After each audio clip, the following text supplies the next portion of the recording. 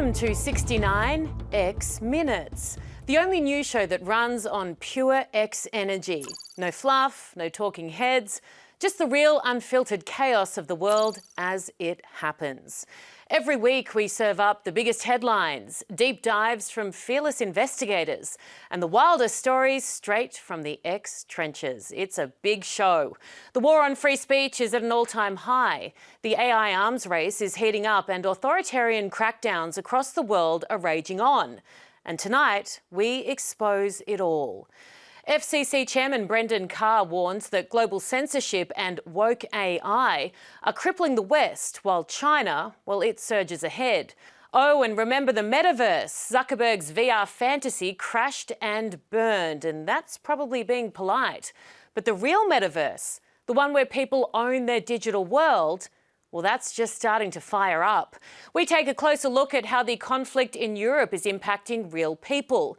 Rabbi Goldschmidt fled Moscow after refusing to back Putin's war.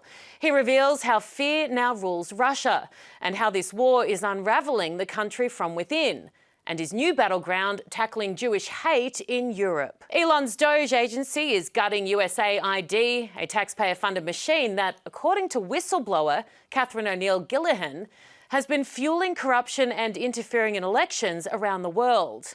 And Mario sat down with the president of Rwanda in a no-holds-barred interview to get the scoop on his country's participation in the Congo war, the genocide that rocked Africa, and so much more.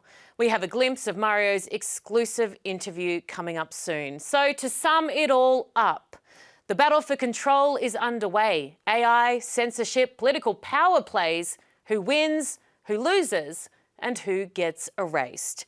The things they don't want you to see or hear, we're saying them and showing you them tonight. No corporate script, no spin, just the truth, raw and uncensored, and only on 69X Minutes. I'm Erin Molan. Let's get stuck in.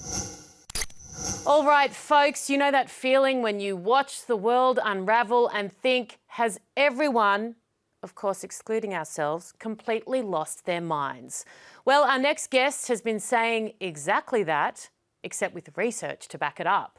Dr. Saad, a professor at Northwood University and a part-time troublemaker on social media, has spent years studying and calling out the wildest ideological absurdities of our time. From radical sympathisers to open border policies to the absolute circus of wokeism. And now he's putting it all together in his upcoming book, Suicidal Empathy. His argument: Western society isn't just making bad choices, it's actively self-destructing. Why? Because instead of using common sense, we've embraced a bizarre, self-flagellating ideology where being endlessly apologetic is more important than survival. There is nothing in nature that is remotely as dangerous as a parasitized mind. Now, specifically suicidal empathy, the reason why it's empathy, not some other emotion, because all of the devastatingly bad public policy decisions that we're seeing both domestically and in foreign policy in the West stem from a misfiring of empathy, right? So it is wrong of us to say that some immigrants are less likely to assimilate than others. We're all equally likely to assimilate. That sounds nice. It sounds kind. It sounds compassionate. It's about as true as you jumping off a building and gravity not killing you, but at least I am a kind and empathetic person. It's also very kind if I let in MS-13 gang members from El Salvador and give them free stuff more than American vets who've lost their limbs, if not their lives, fighting for the United States. That seems kind. It's also kind when we don't put felons who've already had 87 convictions, putting them in prison for a long time, because especially if they are felons of color, society has already damaged them because we live in a white supremacist society where they are forced to become criminals. So what's the point of you putting them behind bars for the rest of their life? Can't you be kind? So I can go through every single insane policy decision and demonstrate to you that at its root, it stems from dysregulated empathy. The human capacity to reason did not evolve to seek truth, but rather to win arguments. So yes, you and I might be thinking, hey, shouldn't we be reaching across the aisle because we're all trying to ultimately make sense of the world and seek some objective truth? Yes, that's all nice. But when your coalitional thinking takes over, which is blue team versus red team, I don't care about truth. I care about my team being right. That's exactly what causes the Democrats to not clap and be touched when a 13-year-old brain cancer survivor is up there. If you're unable to see beyond your tribal allegiance and unite over the story of a 13-year-old brain cancer survivor, that's what orgiastic tribalism looks like. It's actually a two-pronged attack because you really do need a vaccine against the parasitic ideas and against the suicidal empathy, but they go in tandem. So let me give you a very concrete example. Cultural relativism is a parasitic idea that afflicts your ability to think. Cultural relativism says, who are you to judge the beliefs and the behaviors of another culture? If another culture wishes to cut off the clitorises of 5-year-old girls, that's their right to do so. Don't be a cultural imperialist. Well, because I might be infected by cultural relativism, it is that then allows my suicidal empathy to be properly triggered. It's a 1-2 punch. The parasitic idea disarms my cognition, and then here comes the zombified emotional system. So the way you do that is by fighting against those dreadful ideas. Imagine that 95 to 99% of my academic colleagues continue to think that Kamala Harris would be a better president than Donald Trump.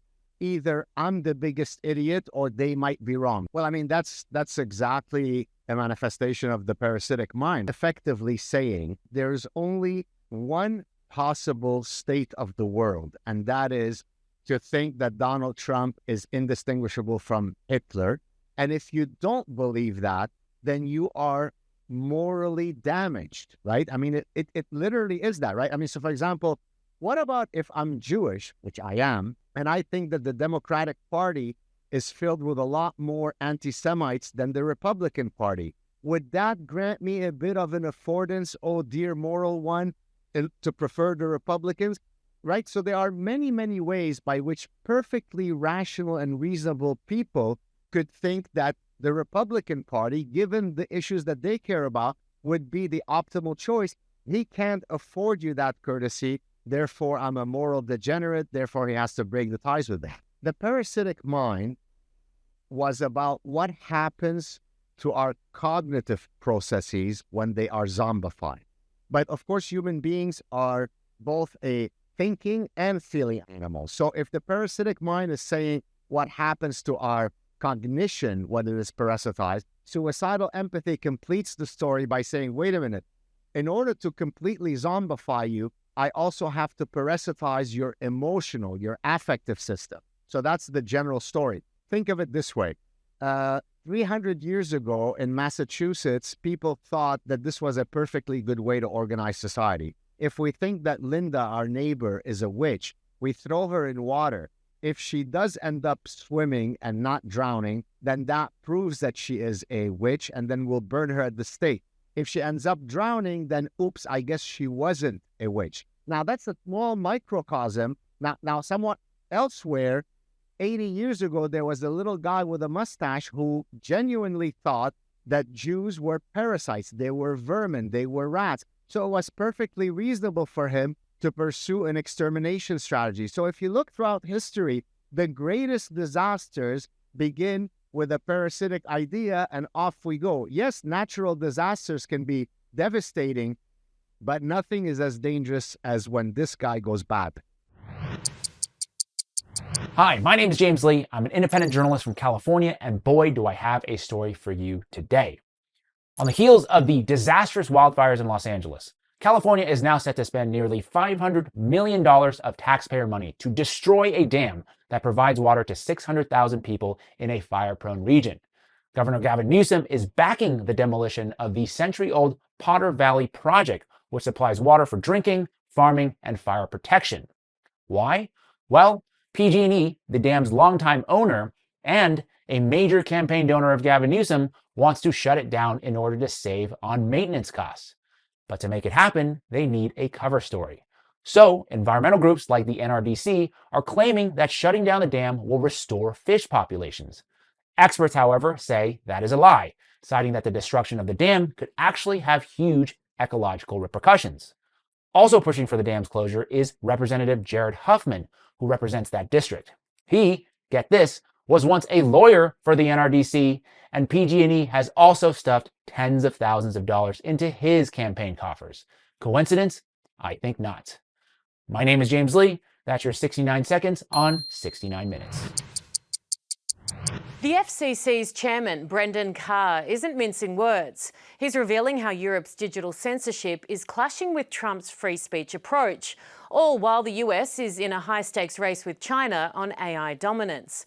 What really happens if China's AI outpaces the West? Well, if you want a hint, just try asking DeepSeek about Tiananmen Square. Spoiler, you won't get an answer. It never happened, according to the CCP. Chairman Carr's bottom line: if the left keeps pushing for woke AI under its new regulations, it won't just be bad for free speech, it'll also be too weak to compete with China at all. The West has got the talent and the resources, but do they have the guts and the resolve? Can they cut the red tape for the sake of survival? Carr thinks maybe Elon, Doge and big balls could help give the US its edge back. Right now, there are some concerning signs out of Europe, and particularly their DSA, their Digital Services Act, has embedded within it a lot of provisions that are going to operate to suppress free speech. They're going to operate as censorship.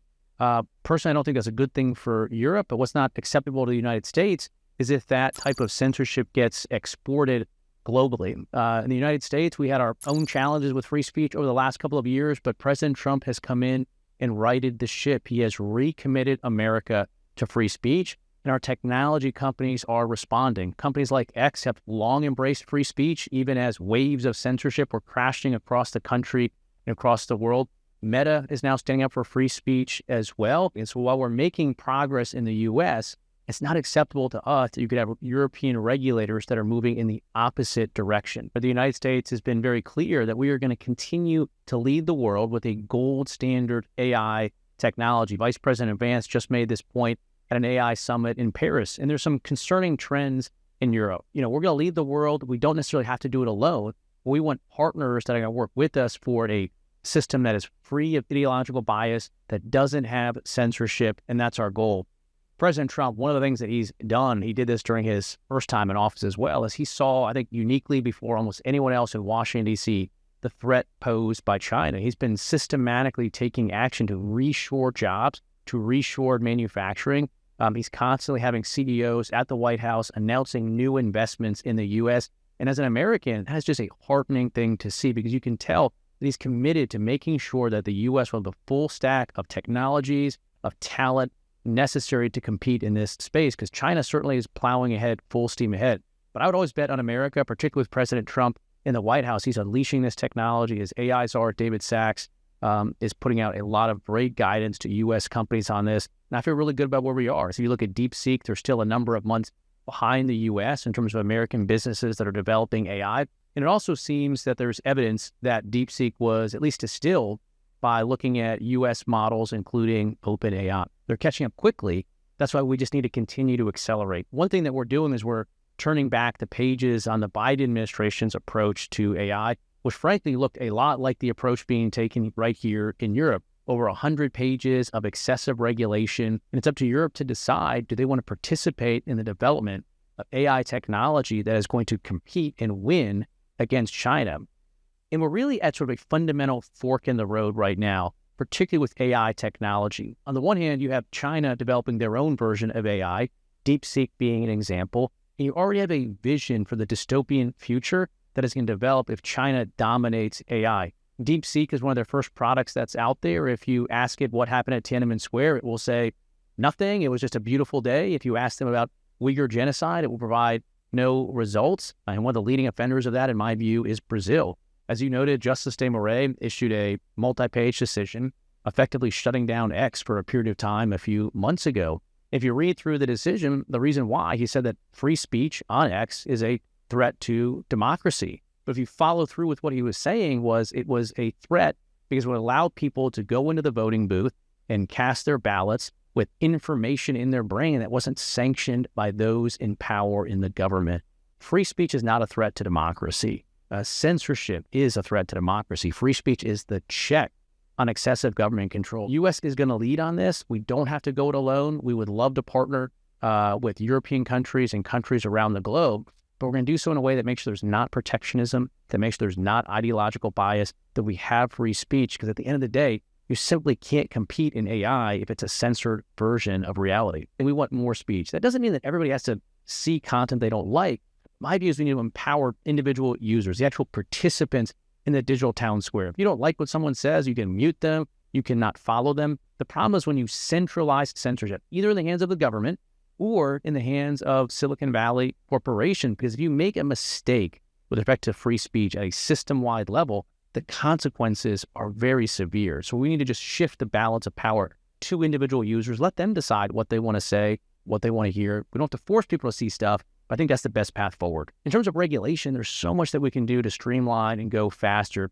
Just take the space economy. That's an area where there's so much opportunity for this country.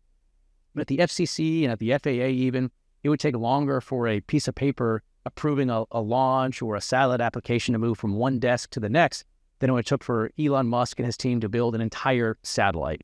And so what we're doing at the FCC right now is we're fundamentally revamping our approach to our Space Bureau so we can move much more quickly and end up providing essentially rocket fuel to America's space economy. And so we're really looking forward to the growth in that sector. The FCC is going to be looking to drive a lot more efficiency. We're reviewing all of our contracts. We've been ending contracts already. I look forward to sort of partnering with the official DOJ group as well. Whether Big Balls himself will be part of that or not is yet to be determined, but we're looking forward to working with them. On the one hand, there's this new development, direct-to-cell technology, where you can have communications right to your smartphone from a Starlink terminal. One thing we're looking at is making sure that we have the power limits and everything designed right so that technology can really flourish, and there should be some action from the FCC very soon on that. The other step we're taking is, for a long time, we'd have thousands of applications that would come to the FCC for satellites or for launch permissions, and we'd end up looking at each individual application on a bespoke, individualized basis. And we're putting processes in place so that we can move much more quickly in our review, because now we have thousands of satellites going up all the time. We need a very different approach at the FCC, and so we're reforming what we're doing internally in terms of our processes as well. Is the metaverse dead? The hype train crashed. I mean, that's a certainty. Zuckerberg and the big players didn't hang around long to watch it capitulate either. They were out. NFT land grabs became digital wastelands. And let's be real, nobody was desperate to spend their free time as a floating cartoon in a corporate-sponsored void. But here's the thing. The metaverse itself isn't dead. The gimmicky, overhyped version is. The idea that we'd all live inside a Facebook-controlled VR mall, well, that's long gone. The fake digital real estate boom? Yep, dead. The virtual office parks nobody asked for? Dead as a doorknob too. So what's left? The version that actually makes sense. A metaverse where people own their stuff, control their experiences, and don't have to worry about some tech giant flipping the off switch. So yes, the hype is dead, but the real metaverse, well, that's just starting to get interesting. Decentralized technologies and the power of this kind of technology in the hands of folks with a moral compass will help some folks do the right thing, but they're up against people who want to control and exploit them, and that has not changed. I mean, that is as old as time, that story, right? You know, the ability to create with AI and all this metaverse tech. I mean, to me, that's the golden pyramid, if you will. It's the AI tech, it's 3D simulation and metaverse, and it's blockchain to decentralize it all, so that we're not all living in, let's say, Mark Zuckerberg's world. No offense, he's done a lot of created a lot of great stuff too, but a lot of people don't want to be controlled by one of those companies, right? So blockchain is a foundational technology, not controlled by anyone. And the thing is, it's not just about politics and government control. It is also about controlling the means of production and distribution. So if I want to serve up data Do I need Amazon to be in the middle of that? Do I need Microsoft to be in the middle of that? Obviously, when they're providing tech that you can use, when Microsoft's providing the operating system or NVIDIA is providing the chips, they should be remunerated for that. That's great. But there are all these giant conglomerates who are controlling the way we produce and distribute the data and even consume it. They're controlling the lanes of information as well. Same thing started happening with independent musicians 3 or 4 years ago, releasing their music with some companion visual art, like a CD or a vinyl album. This was going right up against the streaming services who were controlling the means of distribution and the way that music was monetized. These independent musicians are breaking away from that because they could not make any money on the streaming services. The streaming services had conditioned, and file sharing before that, Napster and LimeWire and all that, had conditioned consumers to expect all the music for free, and the artists to expect they wouldn't make money on the actual product. They'd have to go out and tour and sell t-shirts. Guess what happened? The pandemic. All of a sudden, these people are denied a livelihood. So some of them, backs against the wall, started turning to this new set of technology where, in addition to not, having any control over, it's a global database again, so no one's controlling where the information's coming from. These digital artifacts, NFTs, if you will, these assets could be used to create a work of musical art and sell it directly to a fan or a collector, if you will. I don't have a crystal ball. I don't know how people are going to interact. You got a phone, you've got wireless communication. Very few people could have predicted that was going to upend transportation with an Uber, right? But it happened, right? But the phone wasn't designed with Uber in mind. The phone was designed to make phone calls and these little interactive apps that who knows what they were going to be. That was very visionary. So I think the same thing will be true soon of virtual characters, where we are not going to be able to distinguish them from real ones. Even the linear video generation tools are getting so good now that it's crazy. When you go into Grok or wherever and you want to create your animated political cartoon of Trump sucking on Elon's toes. I mean, it's obviously fake, but it's starting to look so real now. It's ridiculous. So I think that's one thing we're going to see that you alluded to, is a real inability to distinguish what is real versus what is synthetic. I think upcoming generations are getting conditioned to not care so much, or not get freaked by it. That, oh yeah, that's probably fake, but who cares? So that's probably to the good. I think we're going to see the ability to create 3D worlds en masse with much more facility with these generative tools as well. So I think that's exciting. I mean, as someone who's been laboring on wanting more people to use this kind of technology to build more stuff, and it's been really laborious and really hard, and you've tended to need experts who, in the craft. I think we're going to unleash creativity we haven't seen before. Obviously, most of it's going to be junk, just like everything else that's generative AI art and generative AI music. Don't get me started on what's going on with music. But there's going to be some great stuff made there too. I feel that way about 3D too. Give people the tools and they will create the modes of interacting. We have no idea what's going to emerge out of this in 5 years when you then bring it together with artificial intelligence and people's abilities to create much more fluidly. I don't know. And it probably isn't going to look like Fallout or Warcraft. It's probably going to take on whole different forms. Maybe it's more like the holodeck from Star Trek, if you're familiar with that, where, you walk up to a thing and you dream it up on the spot and you get a world for a minute and it goes away. Honestly, I couldn't tell you. So that excites me. I love that. I love being surprised. So, all I know is it's going to be, I can guarantee you it's going to be weirder and stuff that we have not predicted yet. So this is a great new world that is enabling creators, technology providers who don't want to be beholden to those FANG companies who control way too much of the infrastructure. And so this really is a promise of economic freedom outside of the currency and regulation part of this as well. With independent artists who are using technology like this to, take the power back, if you will, and get out from under these services who have told them for years now, how to distribute their music, how much money they're going to make, how to price it. Apple's saying it's 99 cents a song. I mean, I know people are selling a song for a Bitcoin right now. If they find the right collector, they get an auction going, and it's a one of one. People are buying that now, and they are doing that to have this rare thing that nobody else has, and to support someone's art that they really enjoy. Will these tools help folks who know how to use them do better? I think so, but it will not replace the moral and ethical responsibilities they have to, make the world a better place or make their own corner of it a better place. It's actually all most people should be asking for.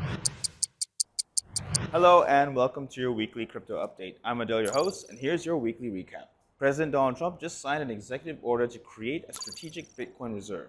The US government will be holding around 200,000 seized Bitcoin as part of its initiative, aiming to strengthen the country's position in the crypto space. And in a historic move, the White House hosted its first ever crypto summit on March 7th. Industry leaders gathered to discuss regulatory frameworks and the long-term vision and role of digital assets in the US system. Markets reacted quickly. Bitcoin spiked to 93K, while XRP saw an 18% surge. Investors seem to be feeling more confident about the future of crypto. But not everyone is on board. Senator Elizabeth Warren is calling for transparency, urging the administration's new crypto advisor, David Sachs, to disclose any potential conflicts of interest as the government deepens its involvement in blockchain. That's our crypto news for the week. Stay tuned for more updates, and don't forget to like, share, and subscribe, and I'll see you next time. Elon's Doge has been making headlines by slashing wasteful spending and dismantling inefficient agencies like USAID. But long before Doge's inception, Catherine O'Neill Gillihan, a former member of the 2016 Foreign Policy Transition Team, uncovered alarming issues within USAID.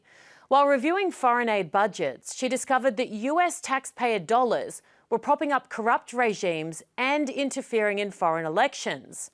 Foreign officials even pleaded with her to halt the funding, recognising the detrimental impact of these so-called aid programs. As Doge continues its mission to expose and eliminate government inefficiencies, Catherine joins us to shed light on the deep-seated issues within USAID and discuss the broader implications for US foreign aid. You've been critical of the organization, and everybody is looking very closely at USAID, shocked almost at some of the allocations of the money, the programs they were going to. I joined the Trump campaign at 22 years old in 2016.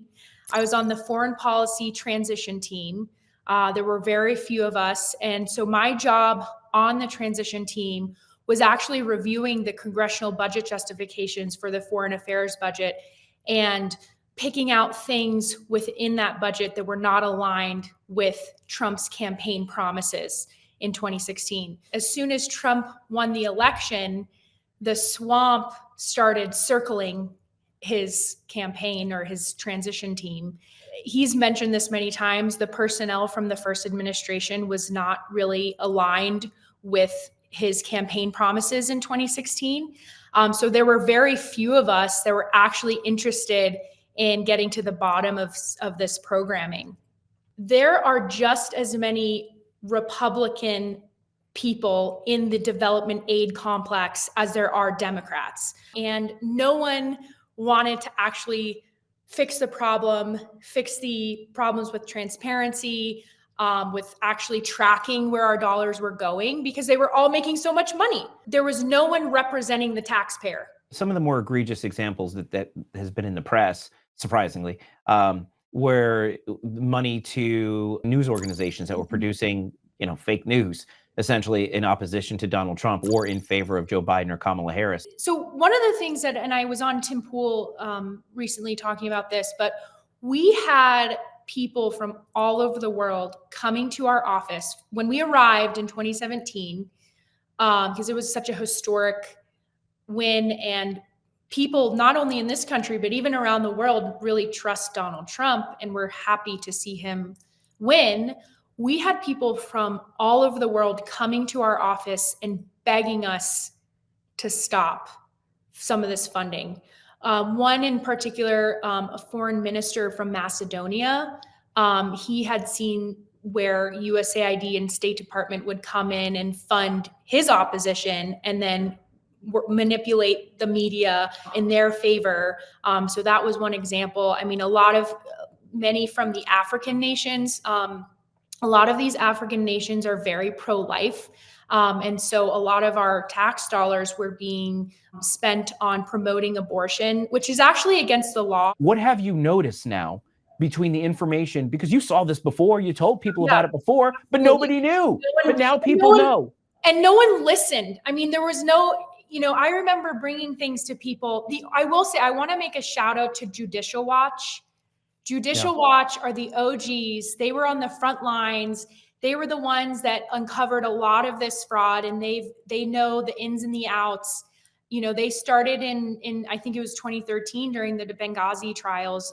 They were running those lawsuits. So I worked very closely with some people at Judicial Watch, and so I just want to give them a shout out. But they were like one of no one, I mean, they were really the only ones that had the platform and the apparatus to do anything. But yeah, I mean, what President Trump has done empowering Elon Musk and Doge is just, it's the best thing that we could have asked for.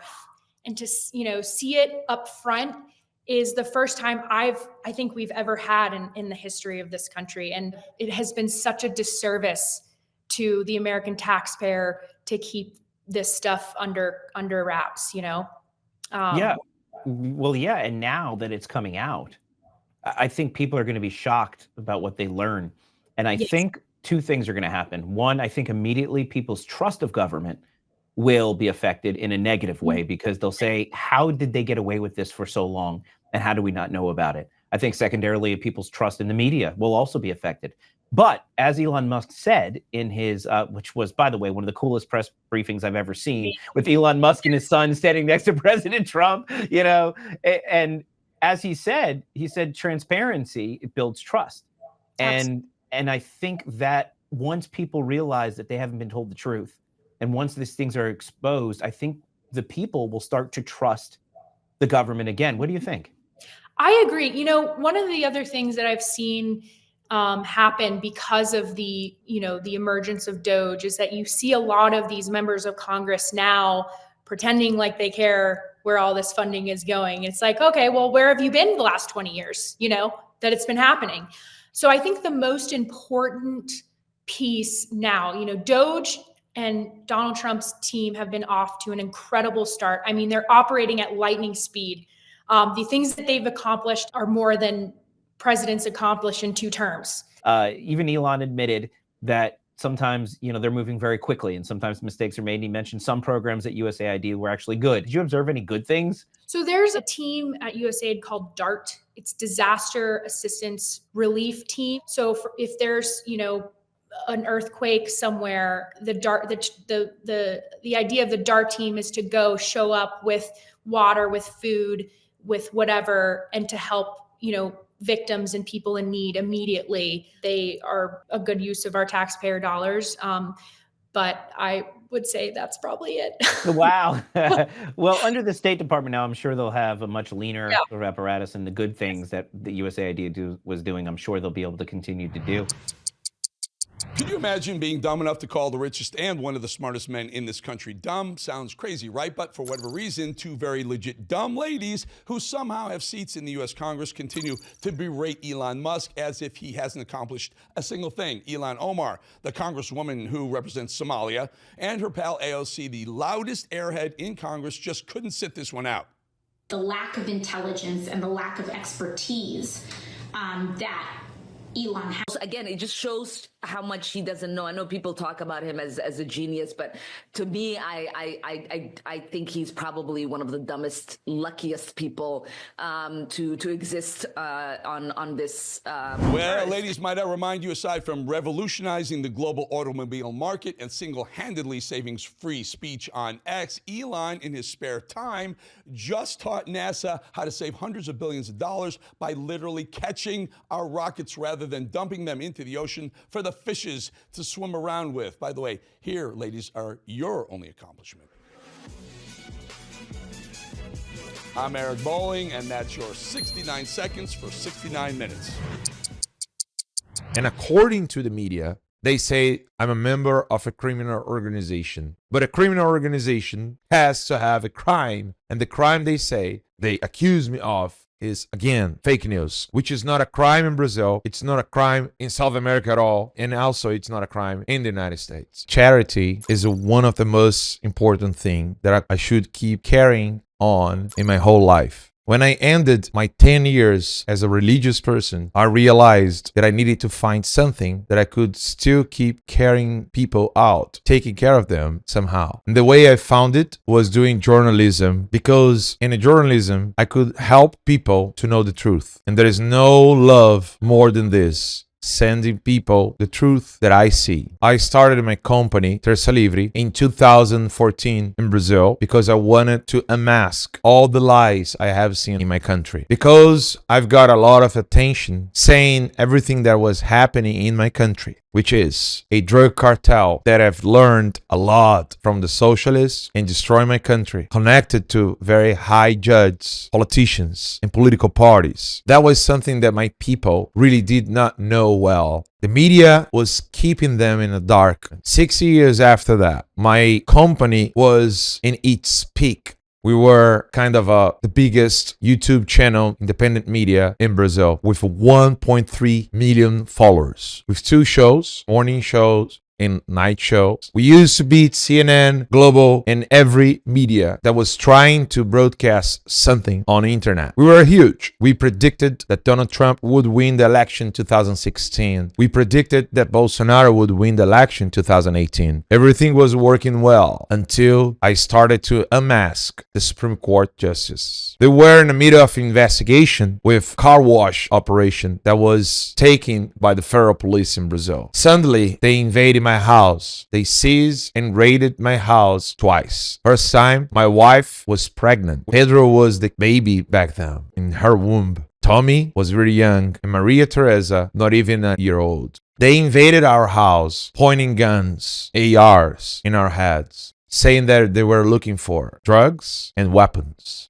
We were treated like criminals. I saw that happen, and then I started to realize that I should come to the United States to cover the election in 2020, but mainly to protect my family. After the second raid, I told my wife that I should go to cover the election and I should see her soon. But sadly, that happened only 3.5 years later. When I came to the United States, even Donald Trump tweeted my interview with One American News Network talking about election that I have seen in South America. And a lot of things were similar. The results that changed during the night, the electronic voting system that really make people in the dark where they can't audit any vote. So during this period, my daughter needed to get some vaccines to travel. She almost died with meningitis and encephalitis. I was working. I was doing my all for my country, for my people, and for my family. That was a kind of nightmare for me. But I kept my job and I kept doing my duty. 1 year after the election in the United States, Alexandre de Moraes, the Supreme Court Justice, that I unmasked everything that he did, not even invade my house twice, but now he ordered my arrest and deportation from the United States, where I was working legally for my country and for the truth, doing journalism. He destroyed my financial structure with my company and myself. From night to day, I found myself with no bank account, no passport, no company, no nothing. Not even with my family. I kept unmasking him and criticizing him, even cursing him, showing that the truth should be spoken with courage, braveness. It was hard. Being a part of my family was one of the hardest things in my life. But I did not lose my hope. Because of my journalism, covering and writing a lot of stories about drug cartel and the nexus between them and the political parties in South America, I became a target, a very dangerous target. I never have been indicted because of this. I never have been a trial because of this. It's only an investigation in the Supreme Court accusing me of fake news. This investigation is still going on. It's the same investigation that Elon Musk was added. Even Mario Naufal is in there. A lot of people was added in this crazy, stupid, unconstitutional, and unlawful inquiry. I cannot be judged by the Supreme Court. I'm not a politician. I'm not a member of a political party, and I don't work for any politician. I'm just an independent journalist that lost his own company. My lawyer doesn't know what I'm being investigated of. Nobody knows. The media shows some papers, some secret papers that nobody knows where are they, classified, as the Supreme Court says. According to the media, they say I'm a member of a criminal organization. But a criminal organization has to have a crime. And the crime they say they accuse me of is, again, fake news, which is not a crime in Brazil. It's not a crime in South America at all. And also it's not a crime in the United States. But even this madness of Alexandre de Moraes went so far that everybody saw that in the world. He accused Elon Musk to do a conspiration against the democracy in Brazil. Look how crazy it is. Thank God, today I'm here with my family, and I'm proud to introduce you the most precious treasure that kept me going on after God. My family waited for me 3.5 years. That's Maria, as I told you. And this is Gabriel. I really would like to thank you, Mario, because you shed light to my story and everything that happened to me and my family. And thank God they are here with me. You gave me a voice before they came. And I'm so glad that we still can keep fighting for the truth. And for all of you watching 69 Minutes show, I hope you guys enjoy how truth is precious. Europe's got its own MAGA movement, but if the establishment has its way, you'll never hear about it.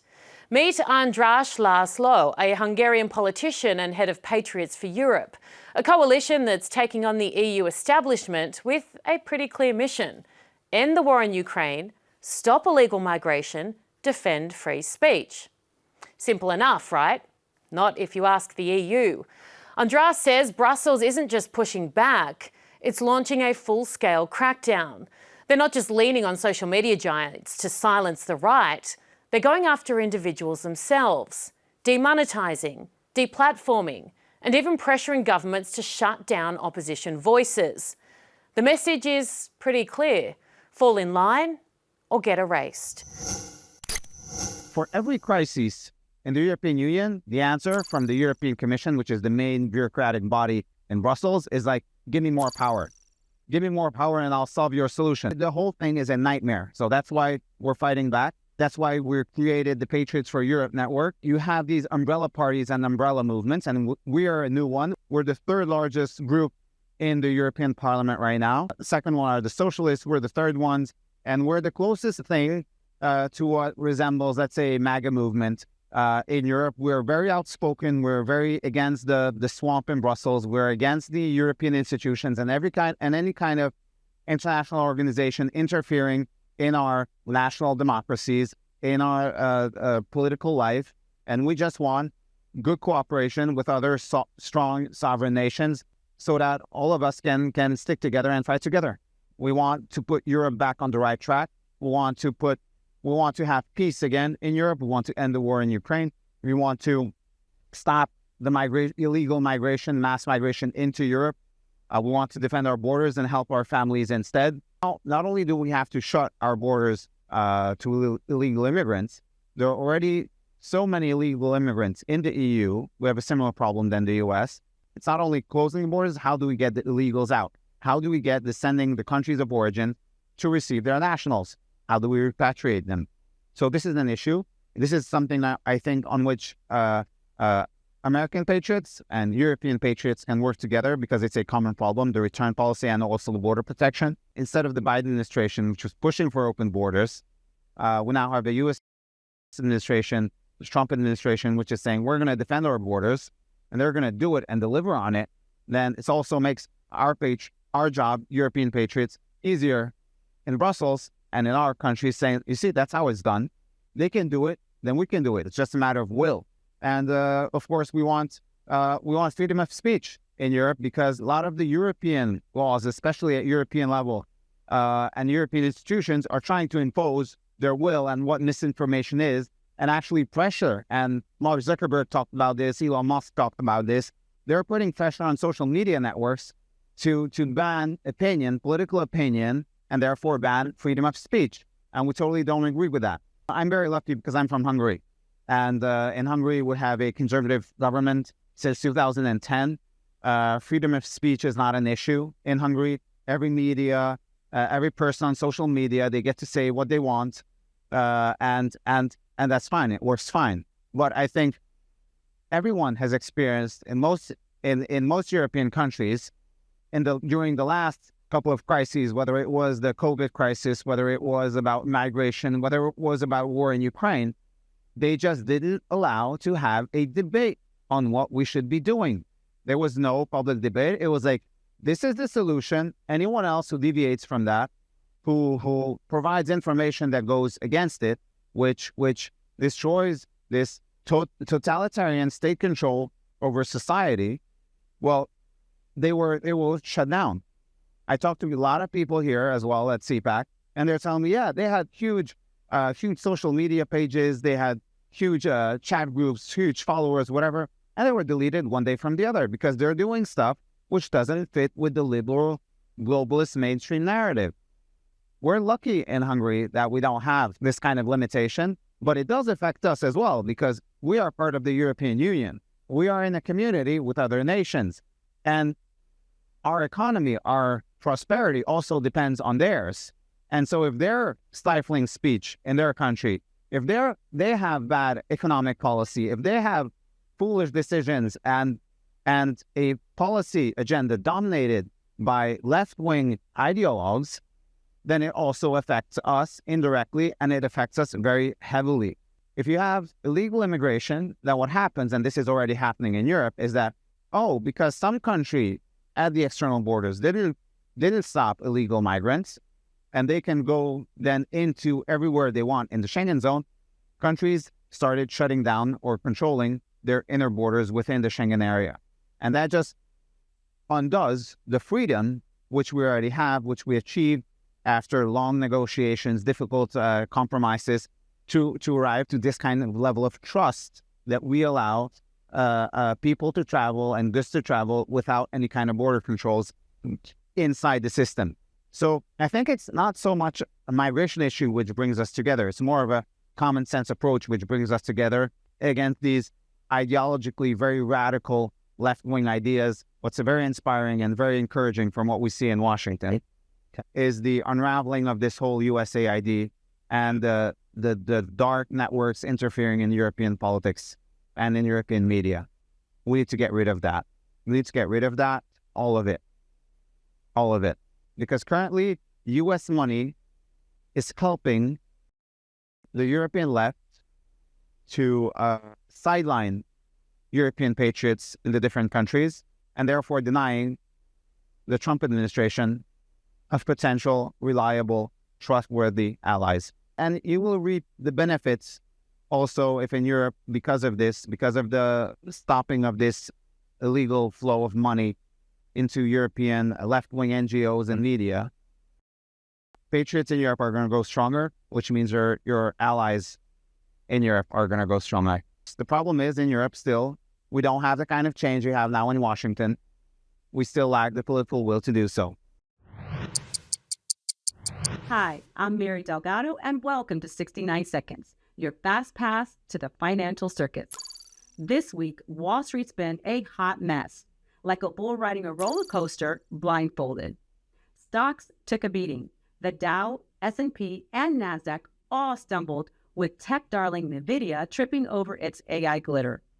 It was a wild tariff-tangled ride as Trump decided to spice things up, tossing 25% tariffs at Canada and Mexico, triggering investors losing their minds like it's a salsa and syrup apocalypse. Then he teased auto tariffs before hitting snooze, and markets flipped from panic to party, faster than you can say, trade war. Oil markets, they're jittery too, wobbling as trade threats mess with demand bites. While gold, it's gleaming. It's up a bit as folks clutch their shiny safety blankets. By week's end, NASDAQ's in correction territory, tech's throwing a tantrum, job growth was weaker than expected, and the dollar's limper than a soggy tortilla. It's like the markets are auditioning for a drama series, but at least not a reality TV show handing out roses. I'm Mary Delgado, and I'll catch you on the next 69. For nearly 30 years, Rabbi Pinchas Goldschmidt held one of the most prominent religious positions in Russia, Chief Rabbi of Moscow. But in February 2022, as Russian tanks rolled into Ukraine, the Kremlin made a demand: publicly support the war or face the consequences. Rabbi Goldschmidt made his choice. He refused. And with that refusal came exile. He fled Russia, leaving behind his home, his position, and the country where he had built his life's work. But he didn't stay silent. Instead, he became one of the loudest voices advocating for Ukrainian refugees and standing against Putin's war. Alongside all of that, his current role as a voice of rabbis across Europe means he's busier than ever, also fighting the rise of anti-Semitism and standing up for Jewish people worldwide. I'd like to talk to you about what you're doing currently, but before that, I want to go back to 2022. You were in Moscow. I think you were there for over 30 years. Why did you leave and what were you doing there? I was the chief rabbi of Moscow. I arrived in Moscow since the Soviet times in 1989. And when the war started against Ukraine, the government started to put pressure on religious leaders to support the war. I refused. And I decided it's not enough only to refuse to support the war. I have to do something for the thousands of refugees from Ukraine, many of them also Jewish refugees. And I decided to leave Russia at that point. And later, I resigned from my post. Were you worried about your safety in Moscow? Was that a concern for you and why you left? That's the reason I left, because I was concerned. I knew that to refuse the wishes of Putin will have consequences. You would have a very interesting perspective on what has occurred over the past week, even when it comes to Trump and the US administration's attempt to broker a peace deal between Ukraine and Russia. We saw the Oval Office incident with Zelensky, J.D. Vance and Trump. What are your thoughts, your opinion on how things are going so far and the kind of rhetoric that exists? This was a catastrophe for both Russia and Ukraine. And Trump should be commended for trying to stop this war and bring a ceasefire. We hope for the best, but in the meantime, the differences of opinion and the break between Europe and the United States is a concern to us. We don't often hear from people in Russia because it's not a free press. And as you know, that using your voice can get you in a lot of trouble there. What do people in Russia think about this war, do you think? I think the life of most Russians got worse because of this war.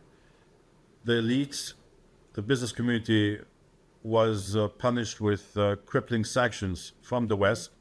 And I know that for those people, life has become much more difficult. You are now in charge of, or you represent, I think, nearly 1,000, over 800 rabbis across Europe, including Ireland and in the UK there. Your community seems to be persecuted in Europe heavily at the moment as well. And when I say your community, the Jewish Israeli community. Since the 7th of October, it has been very tough. We have seen a historical increase in anti-Semitic acts, in attempted terror acts against Jewish communities and Jewish individuals all over the continent. This massive outpour of hate against the Jewish community, against Israel, that's unprecedented. Have you been let down by governments in Europe? I think that most governments did a lot. Other governments can do more. The Jewish community feels vulnerable. What can they do better? They should be more supportive of the only democracy in the Middle East. They have to understand that radical Islam, which is led by Iran, is trying to undermine Europe, not any less than the Middle East. I was listening to another rabbi speaking earlier this morning, and they said that they felt the two-state solution was dead now, essentially, that had ended on October 7. What are your thoughts? Rabbi Ami Hirsch is one of the leading voices in the Reform community in the United States and on the liberal side of the spectrum. And hearing this from him really means that right now the two-state solution is almost dead, if not dead. My personal opinion is that as long as you have Iran initiating the breakdown of countries and destroying countries like Lebanon, Syria, Yemen, and encouraging radical terrorism in the Middle East, and it is absolutely impossible to speak about the two-state solution. The same way that it was impossible to speak about a Marshall Plan and a new European order as long as the Nazi party was in power and in charge of Germany. What would you say to members of your community? What words would you give them of encouragement? My words of encouragement would include, first of all, that all those who thought that Israel was weak, defenseless, we saw in the last year that Israel was on top of the game in Lebanon, destroying Hezbollah. And as bad as the situation of Jews is in Israel or around the world, it is much better than 100 years ago, when Jews had no state and no army and no intelligence service and no support of democracies and governments protecting the Jewish community.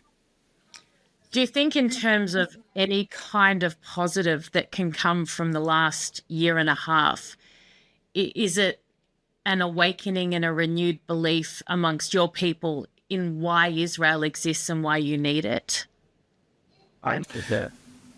Definitely the fate of the Jewish communities around the world are tied to the existence of and the state of Israel. And as Elie Wiesel has said, Jews can live outside of Israel, but cannot live without Israel. Rabbi, thank you so very much for your time. I really appreciate it. 1 million lives erased in just 100 days. Not in years, not in months. 100 days. A nation turned on itself overnight. In this exclusive sit-down, Mario goes deep with Rwandan President Paul Kagame, not just on the genocide that nearly destroyed his country, but on the forces that allowed it to happen. It was just an open place. They drew a line, left Rwanda on this side, and the other side it was called Congo. But this line divided the families. You can talk about others who migrated and went to Congo from Rwanda, or whatever it is, but there are those who are indigenous to that place. These are the ones who are fighting, whom the government is uprooting and saying, you go back to Rwanda. You're talking about the M23 now? Yeah. And we have, by the 130,000 people, refugees. From Congo and Rwanda? Yeah. They've been living here for the last 23 years. And Congo doesn't want them back? It doesn't even want those who are there, who never came here.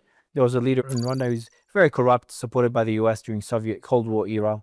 Then the US withdrew its support. That was Mobutu. And then Kabila is the one that you supported, Francis Kabila, that took over power. And then Francis Kabila and you guys, your relationship broke down for whatever reason. And then there was multiple wars where Rwanda was involved. And then he was shot by his bodyguard. His son, Joseph Kabila, took over.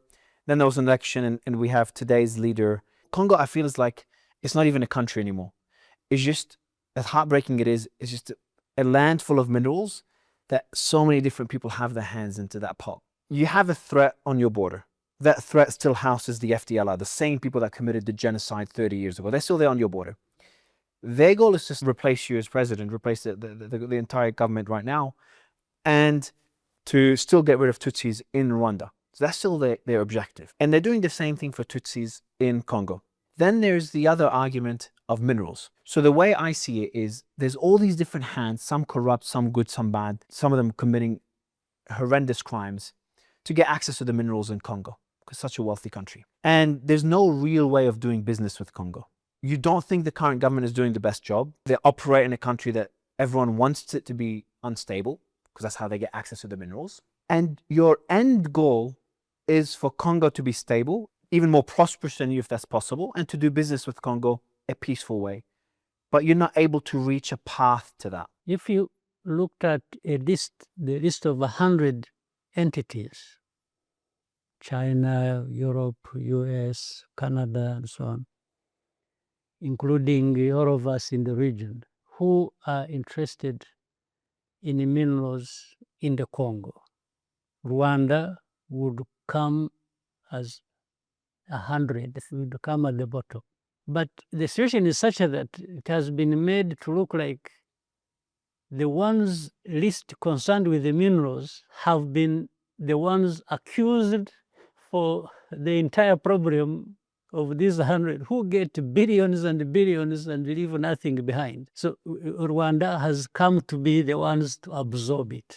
And the people who have the power of the media, of everything, and for them, they're also benefiting from the bad politics. Our problem is not minerals. It has nothing to do with minerals. Ours is about security. And once we are not assured of our security, we can't be thinking about minerals in that situation. No, that would be the last thing on our minds. The second problem that combines with that, because of that history we said of the people, the Congolese of Rwandese origin, carved out by the border, the governments in Kinshasa all the time use this pretext. One, first of all, they say they want to get rid of these people. This FDLR, those who committed genocide, went to Congo 30 years ago. They work with politics and politicians. They cause them problems, but they want to cause them problems and eventually cause problems to Rwanda.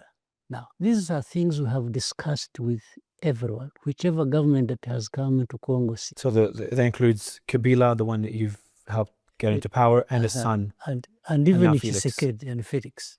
What does Felix say? Like, not, and I know publicly he calls you Hitler and he says all these crazy things. I think he's genocide ideology like. Do you think so? He's that extreme? I think so. He is. Have you spoken to him privately often? I have spoken to him like 100 times before these problems. Was there any common ground? Like, yeah, we discussed even when he became president. By the way, I don't mind how he became president. He was not elected both times. The first time he was handed over power by the judges. Yes, there's no question about it. The second, he just declared himself, and that was everybody's to shut up, and that's what happened. So, but that's not my problem. The UN has been there now for about 24 years, has been in Congo. They have had about 17 to 18,000 peacekeepers, so-called, in that place from different countries. If you calculate the amount of money spent over that period of 24 years, it's close to 40 billion. Now, the question number one is, what did they actually come to do? To keep peace? Which peace is there? To bring peace? Which peace have they brought? To solve the problem concerning Rwanda security of these Eritreans that have lived there for the last 30 years? Nothing. So why are they there? The only thing they did relating to this, they have over time repatriated some FDLR and their families. Back to Rwanda? Back to Rwanda. It's on record. It's recorded. The rest, I don't know. Now it's time for my take on one of the biggest issues that trended on X this week. President Trump delivered his unofficial State of the Union address. It was superb, in my opinion. He focused on what mattered. He spoke to the American people, relatably and authentically, and he highlighted real-world examples of courage and hope, the kind of qualities America was founded on. Now it is our time to take up the righteous cause of American liberty. And it is our turn to take America's destiny into our own hands and begin the most thrilling days in the history of our country. This will be our greatest era. With God's help, over the next 4 years, we are going to lead this nation even higher, and we are going to forge the freest, most advanced, most dynamic, and most dominant civilization ever to exist on the face of this earth. He did so in front of the most petulant, petty, and pathetic bunch of so-called Democrats, potentially in history. And he rightly annihilated each and every one of them on more than one occasion. They slept, texted, walked out. One was booted, sat and scowled during the most moving of moments. It was utterly shameful. For a party that shares its name with democracy and that argue President Trump is a threat to it, they did a mighty fine job themselves of trying to completely destroy any semblance of it. They yelled, "He has no mandate." They refused to respect the office he holds and was overwhelmingly elected to, by the way, the exact same things they accuse him of doing and tried to destroy him for. The hypocrisy is mind-blowing. If your hate for Donald Trump is greater than your love for a little boy fighting terminal brain cancer, then you have serious issues. Speaking of, MSNBC's Rachel Maddow with this take on little DJ, who was made an honorary member of the Secret Service. This is disgusting. The president made a spectacle out of praising a young man who's thus far survived pediatric cancer, as if the president had something to do with that. How deranged one must be to take this angle. Seriously. Did anyone watching think for a second, even a millisecond, that Donald Trump was trying to take credit for curing cancer? Not one person. He was using real-life examples of courage, strength, determination, and empathy to try and bring a country together. And yes, demonstrate why his government is making life better for the people who elected them to office. That's the point. To remind everyone of what matters. To bring a little joy, a little respite. How could anyone not have enjoyed DJ's joy, that face? It got even worse though. Hard to imagine, huh? Same network, Nicole Wallace, with this appalling contribution. I hope he's alive for another, 95 years, right? And I hope he lives and the life he wants to live. He wants to be a cop. He knows what he wants to do. But I hope he never has to defend the United States Capitol against Donald Trump's supporters. And if he does, I hope he isn't one of the 6 who loses his life to suicide. And I hope he isn't one who has to testify against the people who carried out acts of seditious conspiracy and then live to see Donald Trump pardon those people. The president could have made the whole thing about him, and the same sad sacks would have annihilated him for it. But instead, he dedicated the vast majority of his speech to everyday Americans. Those doing it tough, those suffering, those well and truly deserved of being made to feel just a little bit special for a moment. And the Democrats tried to ruin that just to hurt Trump. They had a real opportunity during these powerful moments to attempt to galvanise, support and demonstrate unity. Instead, they capitulated. They waved ping-pong paddles with dumb slogans like whiny sulks. They embarrassed themselves and the giants of the party who came before them. If their plan was to remind every American how low they've sunken as a party and how miserably far away they are from ever being in a position to form power again, then job well done. Tick. If they thought the antics would be viewed favourably by their own side, wrong again. They brought shame not just onto Democrats everywhere, but to the very office they pretended to swear an allegiance to. But, as always, credit where it's due. We often lament how fake politicians are, how they hide who they are and hide the truth. Well, you, Democrats, allowed the entire world to witness your inane stupidity and moral shortcomings for all to see on the global stage. And for that, I'm grateful. And long may it last, so the world has continued hope beyond 2028. I'm Erin Molan. That's another week of 69X Minutes. Thanks to the IBC Group for making this all possible. Thank you, most of all, for watching. Send us your stories. Keep up to date. Don't ever leave X. It's all you need to know. See you next week.